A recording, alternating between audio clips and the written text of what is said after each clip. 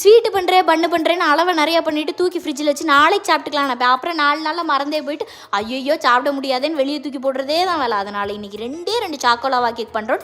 Recipe பார்த்தா எல்லோரும் 1/2 kilo 1/4 கிலோன்னு பண்ணாங்க. எனக்கு அவ்வளோனா வேணாமல், எனக்கு வெறும் 2 கேக்கு தான் வேணும். சரி நம்மளே குத்து மதிப்பாக பண்ணுவோன்னு சீனி அதிகம் ஆகிட்டுன்னு மாவை கொட்டுறேன், மாவு அதிகம் ஆகிட்டுன்னு பாலை கொட்டுறேன்னு இதே லூப்லேயே சுற்றிக்கிட்டே இருக்கேன். இதை வீடியோவில் பார்த்தாலே தெரியும்.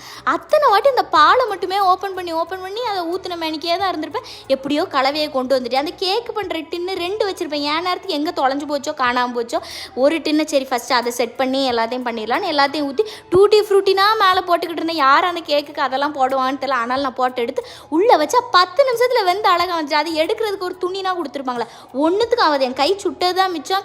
வீட்டில் இருக்க கறி துணியை வச்சு அழகு போல் எடுத்துட்டேன். அப்புறம் உள்ளே மடை திறந்து ஓடும் நதி போல் அதில் சாக்லேட் வெளியே வரணும். எனக்கு அப்படிலாம் வரல. லியாண்டவங்க சாப்பிட்டு இடி டயபெட்டிக் பேஷண்ட் கூட சாப்பிட்லான்னு சொன்னாங்க. நல்ல வேலைக்கு நம்ம சீனி கம்மியாக போட்டதை யாரும் கண்டுபிடிக்கவில்லை.